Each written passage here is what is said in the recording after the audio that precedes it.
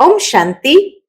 आज 14 सितंबर 2023 के सतगुरु बाबा के सतगुरुवार के दिन अनमोल मधुर महावाक्य सुनेंगे। आज बाबा ने हम बच्चों को बहुत सुंदर युक्ति बताई है कि कैसे याद को सहज करें।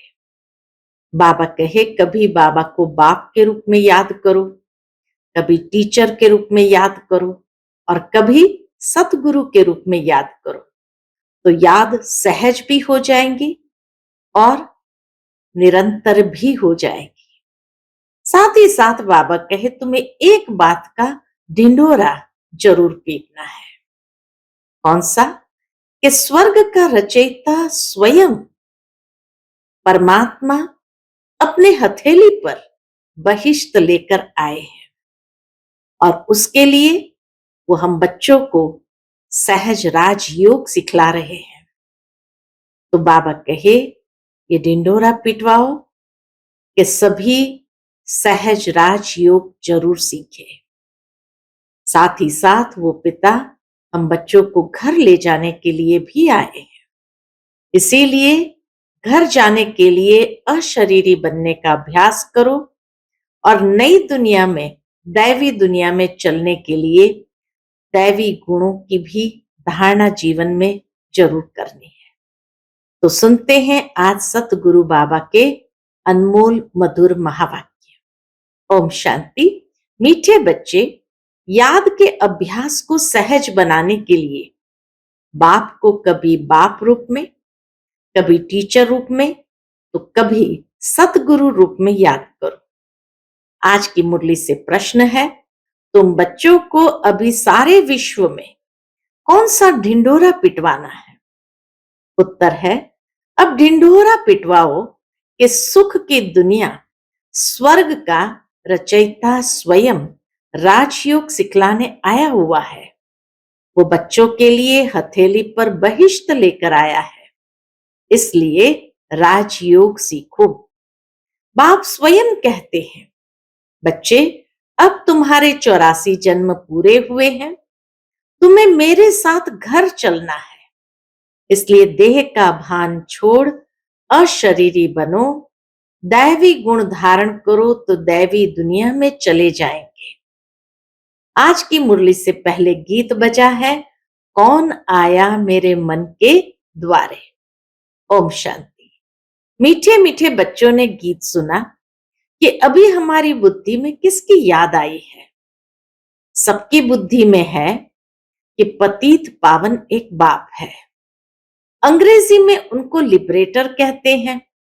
लिबरेट करते हैं दुख से। दुख हरता सुख करता है। यह कोई मनुष्य व देवता का नाम नहीं है, यह है ही एक पतित पावन बाप की महिमा। पतित पावन सदगति दाता गॉड फादर को कहते हैं। मनुष्य की यह महिमा हो न सके। लक्ष्मी नारायण को, ब्रह्मा विष्णु शंकर को पतित पावन नहीं कह सकते। पतित पावन ऊंच ते ऊंच एक ही है। परम पिता परमात्मा, ऊंचा उनका नाम भी है तो ऊंचा उनका ठाव यानी रहने का स्थान भी है। तुमको निश्चय है कि यह हमारा बाबा है। शिव को ही बाबा कहते हैं। शिव ही निराकार है। शिव का चित्र अलग, शंकर का चित्र अलग है। वह शिव बाप, शिक्षक, सतगुरु है। आज सतगुरुवार है। तुम्हारा तो सतगुरुवार रोज है। क्यों बाबा ऐसे कहते हैं कि रोज है तुम्हारा सतगुरुवार? सतगुरु रोज तुमको पढ़ाते हैं और वह तुम्हारा बाप भी है। यह तो निश्चय होना चाहिए ना। उनको सर्वव्यापी नहीं कहेंगे। वो सतगुरु परमात्मा आकर के रोज हमें बहुत ऊंची शिक्षा देते हैं, पढ़ाते हैं। तुम्हारी बुद्धि में है पतित पावन परमपिता परमात्मा हमको राजयोग सिखलाते हैं। वह ज्ञान का सागर है। यह तो बुद्धि में निश्चय रहना चाहिए। यह एक ही बाप है जिसको कोई भी रूप में याद करो, बुद्धि ऊपर निराकार तरफ चली जाती है। कोई आकार व साकार नहीं है। आत्माओं को परमपिता परमात्मा से अब काम पड़ा है, परंतु जानते नहीं है। गाते हैं कि वह ज्ञान का सागर है, तो ज्ञान का सागर माना जो ज्ञान सुनाकर सदगति करे। लक्ष्मी नारायण को यह ज्ञान नहीं है। ज्ञान वह जो ज्ञान सागर से मिले, इसलिए शास्त्रों में भी ज्ञान नहीं है। ज्ञान सागर को ही मनुष्य सृष्टि का बीज रूप कहते हैं। बाप क्रिएटर है, वह है बेहद का बाप और सब है हद के बाप। अब बेहद के बाप को सब याद करते हैं, जो बापों का बाप, पतियों का पति, गुरुओं का गुरु भी है। सब उनको याद करते हैं, साधना करते हैं। आजकल चित्रों के आगे, राम के आगे, शंकर के आगे लिंग रखते हैं। है निराकार, ऊंचते ऊंच है, वह लिबरेट करते हैं। अभी तो सब आत्माएं पतित है। 5000 वर्ष पहले जब आदि सनातन देवी देवताओं का राज्य था, तो उस समय एक ही राज्य था, सुखधाम था, पवित्रता, सुख, शांति सब थी। उनका नाम ही है स्वर्ग, हेवन। हेवन को सूक्ष्म वतन व मूल वतन नहीं कहेंगे। सतयुग को, स्वर्ग को सूक्ष्म वतन व मूल वतन नहीं कहेंगे। हेवन के अगेंस्ट है हेल। यह बुद्धि में रखना है। एक बेहद के बाप को ही याद करना है, उनसे स्वर्ग का वर्षा मिलता है। सतगुरु आकर क्या करते हैं? बाबा कहे सतगुरु आकर राजयोग सिखलाते हैं, पावन दुनिया में ले जाते हैं। एक की कितनी महिमा है, एक शिव बाबा की कितनी महिमा है। लक्ष्मी नारायण को ये महिमा नहीं दे सकते। एक ही निराकार बाप है, आत्माएं भी निराकार है, जब शरीर से अलग है। बाप कहते हैं तुम अपना शरीर लेकर पाठ बजाते हो, तुम कितने जन्म पाठ बजाते हो, यह भी जानते हो ब्रह्मा का भी चोला है, सूक्ष्म वतन में भी चोला है, साकार दुनिया में भी ये चोला है पुरुषार्थी, और सूक्ष्म वतन में भी संपूर्णता का चोला है। शरीर तो है ना, कहेंगे उनमें भी आत्मा है।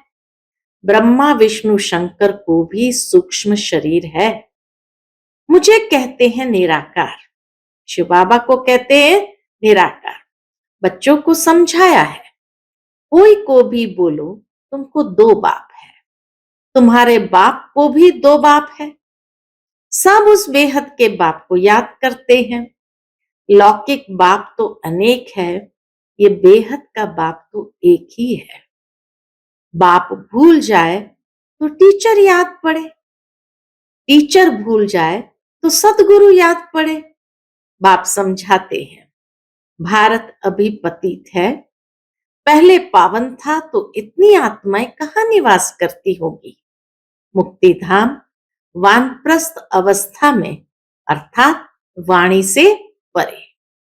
मनुष्य बूढ़े होते हैं तो वाणी से परे जाने के लिए गुरु की शरण लेते हैं कि हमको निर्वाण धाम पहुंचावे,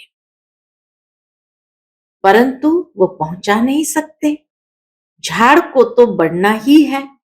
मुख्य पाठ है भारत का, उनमें भी जो आदि सनातन देवी देवता धर्म के हैं, वह 84 जन्म लेते हैं। आत्मा परमात्मा अलग रहे बहुकाल, सुंदर मेला तब लगा जब सतगुरु मिला दलाल। तो हिसाब करना चाहिए ना। बहुकाल अर्थात जो पहले पहले इस सृष्टि पर पाठ बजाने आते हैं, बरोबर 84 जन्म उनके ही है। 84 का चक्र ही कहते हैं, 84 लाख का चक्र नहीं कहते हैं। 84 का फेरा कहो, 84 का चक्र कहो, यही कहा जाता है। 84 लाख का फेरा नहीं कहा जाता। तुम बच्चों को 84 का चक्र समझाया गया है, आगे नहीं जानते थे। इनसे पूछेंगे तो इनकी आत्मा भी जानती है ना। 2 आत्माओं का राज भी समझाया है। दूसरी आत्मा प्रवेश कर सकती है, अशुद्ध आत्मा का भी प्रवेश हो सकता है, तो परमपिता परमात्मा भी आ सकते हैं। बाकी कहते हैं मैं निराकार न आऊं तो राजयोग कैसे सिखाऊं। मुझे ही ज्ञान सागर कहते हैं। मनुष्य स्वर्ग की स्थापना तो नहीं करेंगे ना। बाप को ही कहा जाता है हेवनली गॉड फादर। वैकुंठ की राजधानी है, एक तो नहीं है ना। श्री कृष्ण है नंबर 1 प्रिंस, सतो प्रधान। सतो प्रधान को ही महात्मा कहा जाता है।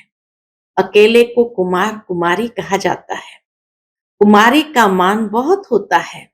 सगाई हो गई फिर भल पवित्र रहते हैं, फिर भी युगल तो हो गए ना, फिर कुमारी का नाम बदल जाता है। फिर माता पिता बन जाते हैं। बच्चा पैदा हुआ तब कहेंगे माता पिता, शादी के बाद समझेंगे ये माता पिता है। अंडरस्टूड है कि संतान भी होगी, फिर उनको कुमार कुमारी नहीं कहेंगे। तुम बच्चे जानते हो अभी श्री कृष्ण पूरी स्थापन हो रही है, वहां एक ही देवी देवता धर्म है। बाकी हर एक धर्म का शास्त्र भी अलग अलग होता है। कहते हैं फलाने का धर्म शास्त्र यह है। हम फलाने धर्म अथवा मठ में जाते हैं, आत्माओं को आकर अपना पाठ बजाना है। कोई से पूछो गुरु नानक फिर कब आएगा, वह तो कह देते ज्योति ज्योत समाया। तो क्या उनको फिर आना नहीं है? सृष्टि चक्र कैसे रिपीट होगा? गुरु नानक की जब सोल आई तो उनके पिछाड़ी सिख धर्म वाले आते जाते हैं। अभी तो देखो कितने हो गए हैं, फिर भी रिपीट करेंगे ना। बताओ फिर कब आएंगे? तो बता नहीं सकेंगे। तुम कहेंगे ये तो 5000 वर्ष का चक्र है। गुरु नानक को 500 वर्ष हुए, फिर 4500 वर्ष के बाद आकर सिख धर्म स्थापन करेंगे। हम आदि सनातन देवी देवता धर्म स्थापन करते हैं, फिर और भी नंबरवार आकर धर्म स्थापन करेंगे। कोई कोई बच्चे कहते हैं हमारी बुद्धि में इतना नहीं बैठता है। अच्छा, थोड़ी बात तो बैठती है ना। भक्तों का भगवान बाप एक ठहरा। कहा भी जाता है पापात्मा पुण्यात्मा। परमात्मा तो किसको कहा नहीं जाता। ऐसे नहीं आत्मा जाकर परमात्मा बनेगी। जैसे मिसाल देते हैं बुदबुदा सागर में लीन हो जाएगा। कोई कहेंगे पार निर्वाण गया, जैसे बुद्ध के लिए कहते हैं। कोई फिर कहते हैं ज्योति ज्योत समाया। अब राइट कौन? पार निर्वाण तो ठीक है, आत्मा भी निराकार है, निराकारी दुनिया में रहती है। सूक्ष्म वतन में है मूवी, वह भी जैसे वहां की एक भाषा है। सूक्ष्म वतन है मूवी की दुनिया, तो मूवी भी एक प्रकार की भाषा है। जो वहां वह समझते हैं, समझकर डायरेक्शन ले आते हैं। यह भी वंडरफुल बात है ना। मूवी, टॉकी और साइलेंस। स्थूल वतन है टॉकी, सूक्ष्म वतन है मूवी और परम धाम है साइलेंस। मूवी, टॉकी और साइलेंस 3 है। पहले मूवी के बाइस्कोप भी थे, फिर उनसे किसको मजा नहीं आया तो टॉकी कर दिया। सूक्ष्म वतन में सिर्फ ब्रह्मा विष्णु शंकर है। समझाया जाता है ऊंच ते ऊंच है परम पिता परमात्मा। जो साइलेंस वर्ल्ड में रहते हैं, हम आत्माएं भी वहां रहती है। पतित पावन एक ही सतगुरु है, सर्व का सदगति दाता वही है। बाकी भल कोई अपने को गुरु कहलाए, ऋषि कहलाए, महात्मा कहलाए, परंतु है सब भक्त, क्योंकि सब भगवान को याद करते हैं। पावन बनाने वाले को जानते ही नहीं। कहते हैं परमात्मा सबको कब्र से निकाल ले आते हैं। देखते भी हो, ये वही महाभारी महाभारत लड़ाई है। तुम सतयुग के लिए राजयोग सीख रहे हो। विनाश के बाद फिर सतयुग के गेट खुलते हैं। बाप ने समझाया है, इस समय तुम बाप से राजयोग सीखते हो। तुम योग बल से राज्य लेते हो। यह है नॉन वायलेंस। कोई भी यह नहीं जानते कि नॉन वायलेंस किसको कहा जाता है। काम कटारे भी नहीं चलानी है, यह भी हिंसा है। अहिंसा परमो देवी देवता धर्म था। विकारों के कारण ही तुमने आदि मध्य अंत दुख पाया है। वहां है ही निर्विकारी दुनिया, जिस कारण आदि मध्य अंत दुख नहीं होता है। सतयुग से लेकर त्रेता अंत तक वो आदि मध्य अंत में कभी भी दुख नहीं होता। वह है अमर लोक, यह है मृत्यु लोक। मृत्यु लोक में बैठ कथा सुनाते हैं। अमर लोक में जाने लिए बाप कहते हैं मैं त्रिकालदर्शी हूं, तुमको भी त्रिकालदर्शी त्रिनेत्री बनाता हूं। अर्थात तीनों लोकों तीनों कालों को जानने वाले। ये भगवान की महिमा है। त्रिकालदर्शी त्रिनेत्री त्रिलोकीनाथ बाबा कहे ये भगवान की महिमा है। तुम बच्चों को आप समान बनाकर साथ ले जाते हैं। ज्ञान सागर के बच्चे तुम भी मास्टर ज्ञान सागर बन जाते हो। बाप कहते हैं मैं मनुष्य सृष्टि का बीज रूप चैतन्य नॉलेजफुल हूं।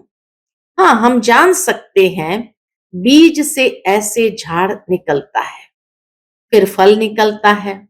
अब यह है मनुष्य सृष्टि का झाड़। बाबा कहते हैं मैं इस उल्टे झाड़ के आदि मध्य अंत को सृष्टि चक्र को जानता हूं।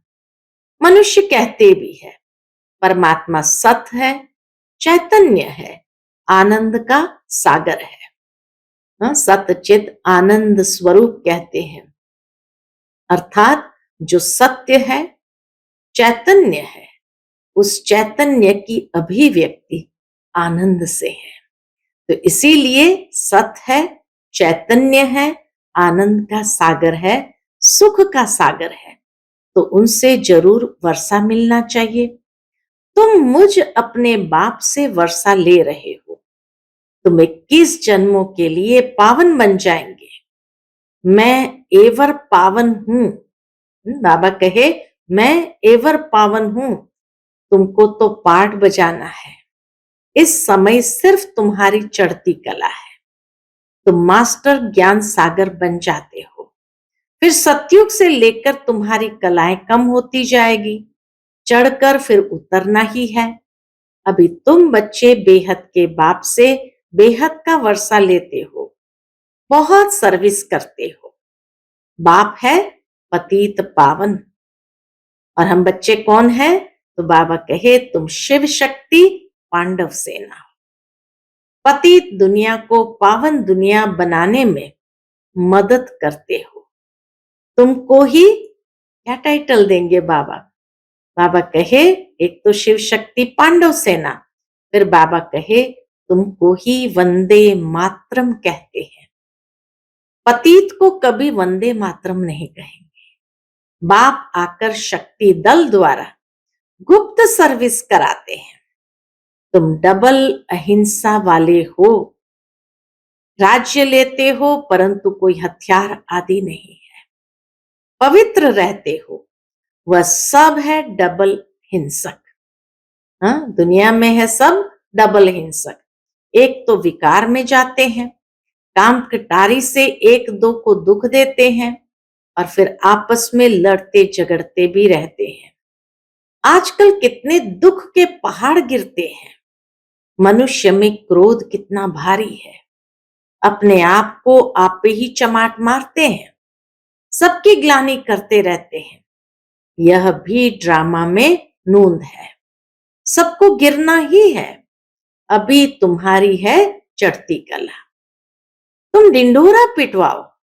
बाबा कहे तुम्हारी चढ़ती कला है तो तुम डिंडोरा पिटवाओ कि स्वर्ग का रचयिता, राजयोग सिखलाने वाला वह भगवान आया हुआ है। वह हथेली पर बहिष्ठ ले आया है। श्री कृष्ण को हम भगवान नहीं कहेंगे, वह दैवी गुण वाला देवता कहो या श्रेष्ठ से श्रेष्ठ मनुष्य है। ब्रह्मा विष्णु शंकर को देवता कहेंगे, उनको दैवी गुण वाले मनुष्य नहीं कहेंगे। दैवी गुण सत्युगी मनुष्य में है, दैवी गुण सत्युगी मनुष्य में है, आसुरी गुण कलयुगी मनुष्य में है। दैवी गुणवान और आसुरी गुणवान मनुष्य ही बनते हैं।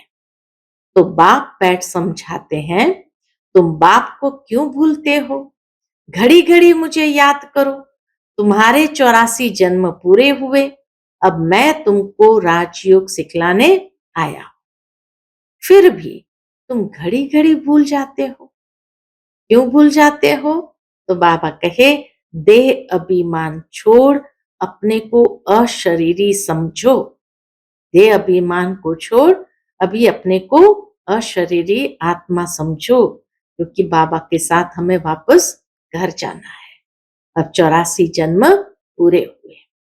अच्छा, मात पिता बाप दादा का मीठे मीठे सिकिलते बच्चों प्रति याद प्यार और गुड मॉर्निंग। रूहानी बाप की रूहानी बच्चों को नमस्ते। हम सभी रूहानी बच्चों की रूहानी माता पिता बाप दादा को याद प्यार, गुड मॉर्निंग और नमस्ते। नमस्ते, शुक्रिया बाबा, शुक्रिया। आज की मुरली से धारणा के लिए मुख्य सार है। पहली पॉइंट, बाप समान त्रिकालदर्शी त्रिनेत्री त्रिलोकीनाथ बनना है। बाप की महिमा में स्वयं को मास्टर बनाना है। दूसरी पॉइंट, डबल अहिंसक बनना है। किसी भी विकार के वशीभूत हो हिंसा नहीं करनी है। बाप का मददगार बन सबको पावन बनाने की सेवा करनी है। आज का बाप दादा का मधुर वरदान हम बच्चों के प्रति है, ज्वाला रूप की याद द्वारा स्वयं को परिवर्तन कर ब्राह्मण से फरिश्ता सो देवता भव। ज्वाला रूप की याद द्वारा स्वयं को परिवर्तन कर ब्राह्मण से फरिश्ता सो देवता भव। जैसे अग्नि में कोई भी चीज डाली जाती है तो नाम रूप गुण सब बदल जाता है। ऐसे जब बाप के याद की लगन की अग्नि में पड़ते हो तो परिवर्तन हो जाते हो। मनुष्य से ब्राह्मण, फिर ब्राह्मण से फरिश्ता, सो देवता बन जाते हो।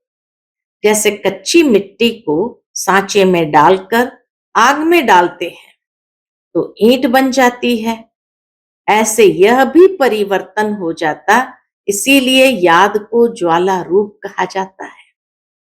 आज का स्लोगन है, शक्तिशाली आत्मा वह है जो जब चाहे तब शीतल स्वरूप और जब चाहे तब ज्वाला रूप धारण कर ले। शक्तिशाली आत्मा वह है जो जब चाहे तब शीतल स्वरूप और जब चाहे तब ज्वाला रूप धारण कर ले। अच्छा, ओम शांति।